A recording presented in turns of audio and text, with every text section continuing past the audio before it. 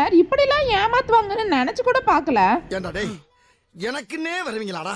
ஒரு கஸ்டமர் எனக்கு கால் பண்ணி இன்ஸ்டால உங்களோட வீடியோ பார்த்தேன், எனக்கு ரொம்ப பிடிச்சிருந்துச்சு.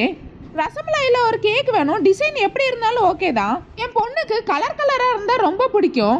அவளுக்கு பிரின்சஸ் தீம்னா ரொம்ப பிடிக்கும். அதனால பிரின்சஸ் தீம்ல கேக் பண்ணி தந்துருங்க.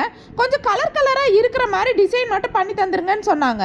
சரி சிஸ்டர், இப்போ நீங்கள் ஒரு ஆஃப் அமௌண்ட் பே பண்ணிடுங்க, நீங்கள் டெலிவரி அப்போ மிச்சத்தை பே பண்ணுங்கன்னு சொன்னேன். அவங்களும் எனக்கு ஒரு ஆஃப் அமௌண்ட் சென்ட் பண்ணி விட்டுட்டாங்க. டெலிவரி அட்ரஸ் அனுப்புங்க சிஸ்டர், நான் சென்ட் பண்ணிடுறேன்னு சொன்னதுக்கு, இல்லை சிஸ்டர் நான் ஒரு லொக்கேஷன் சொல்கிறேன், அங்கே டெலிவரி ஆப் மூலமாக சென்ட் பண்ணி விட்டுருங்கன்னு சொல்லிட்டாங்க. நீங்கள் சென்ட் பண்ணதும் எனக்கு டிரைவர் நம்பர் மட்டும் சென்ட் பண்ணி விட்டுருங்கன்னு சொன்னாங்க. கொஞ்ச நேரம் கழிச்சு உங்களுக்கு கேக் வந்து சேர்ந்துச்சான்னு மெசேஜ் பண்ணி கேட்டா, இன்னும் வரல, வந்த பிறகு சொல்றேன்னு சொன்னாங்க. அதான் லாஸ்ட் மெசேஜ். அதுக்கப்புறம் அவங்ககிட்ட இருந்து எந்த ஒரு ரிப்ளையும் இல்லை. அவங்க நம்பருக்கு கால் பண்ணா போகவே இல்லை. அது ஒன்லி வாட்ஸ்அப் நம்பர் தான் போல.